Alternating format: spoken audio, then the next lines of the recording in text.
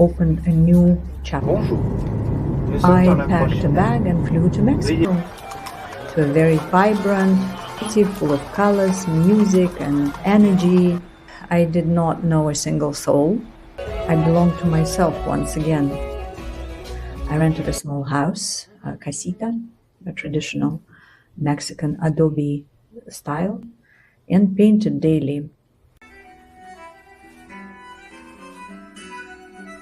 Soon, showing in local galleries, feeling the thrill of creating and sharing. I got to know many people, exhibitions in some prominent places.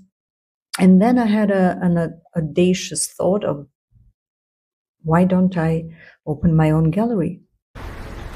Saying goodbye to my piece that's going to a loving home in British Columbia.